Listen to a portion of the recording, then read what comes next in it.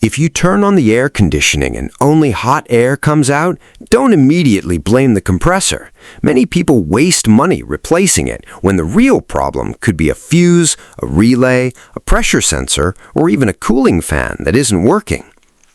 In this video, I'll show you the most common reasons why the AC compressor won't engage and how to inspect the system step by step. We'll also see how to test a 3-wire pressure sensor and how to carefully activate the compressor control solenoid. Stay until the end because a single incorrect reading can reveal the problem without wasting money replacing parts based on guesswork. First, we need to understand that the computer doesn't activate the air conditioner just because we press the AC button. Before doing so, it checks the refrigerant pressure, engine temperature, outside temperature, and other safety conditions. If it detects something wrong, it prevents the compressor from activating to protect the system. The first cause is a low refrigerant level. When there is a leak and the pressure drops too low, the sensor reports this condition to the computer.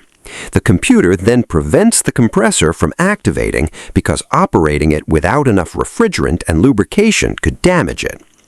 Inspect the connections, hoses, condenser, and evaporator for oily residue because escaping refrigerant usually carries a small amount of lubricant with it. Do not recharge the system without finding the leak first, and never bypass the pressure sensor to force the compressor to operate. The second cause is an excessively high pressure. This can happen because of too much refrigerant, a restricted condenser, air trapped inside the system, or a cooling fan that doesn't turn on.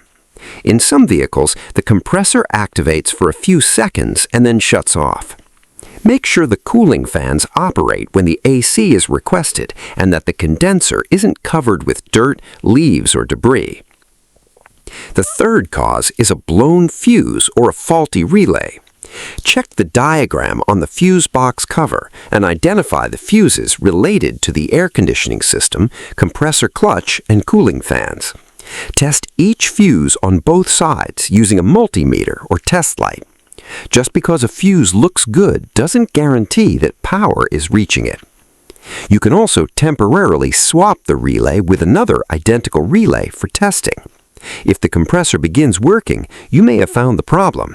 However, you should also check for a short circuit that may have caused the relay to fail. Next, the compressor's electromagnetic clutch. Some compressors use a pulley that spins constantly, while the center section only engages when the clutch coil receives power. With the AC turned on, check whether approximately 12 volts and a good ground are reaching the connector. If voltage and ground present, but the clutch doesn't engage, the coil may be open, the air gap between the clutch plate and pulley may be excessive, or the compressor may be seized. Now let's talk about variable displacement compressors. On many of these compressors, the pulley spins continuously, while cooling capacity is controlled by a solenoid valve. Because of this, you may think the compressor is operating even though it isn't actually compressing the refrigerant. To test a 2-terminal solenoid valve, first disconnect its wiring harness and confirm through the wiring diagram that it is designed to operate on 12 volts and does not contain an internal electronic module. Use 2 jumper wires, one connected to the battery's positive terminal and the other connected to the negative terminal. Install an approximately 5-amp fuse in the positive wire.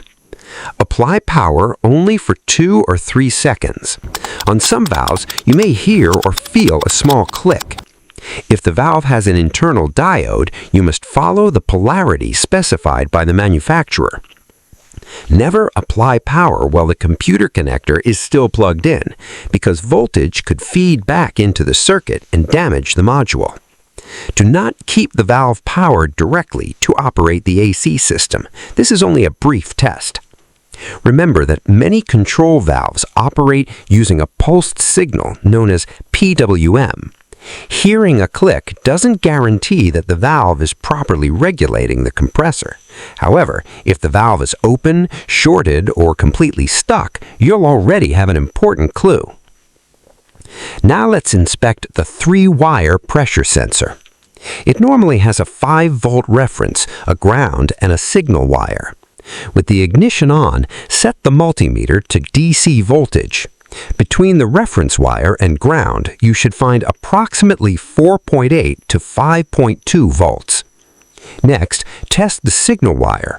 It generally operates within an approximate range of 0.5 to 4.5 volts, and the voltage changes as the refrigerant pressure increases or decreases. The exact values depend on the vehicle, outside temperature, and system pressure. If the signal remains at 0 volts or close to 5 volts, there may be a faulty sensor, an open circuit, or a short circuit. Compare the pressure displayed by the scan tool with the reading from the AC gauges. Never apply 12 volts to the sensor because it operates with a 5-volt reference and you could destroy both the sensor and the computer. Other possible causes include a faulty evaporator temperature sensor, an outside temperature sensor reporting an incorrect reading, engine overheating, low battery voltage, communication problems between modules, or a computer that isn't sending the activation command. The best strategy is to check trouble codes and live data first. If this information helped you understand why the AC compressor isn't activating, subscribe to the channel and share this video with someone dealing with an air conditioner that only blows hot air. Here we continue diagnosing problems through real testing so you can repair the fault without wasting money replacing unnecessary parts.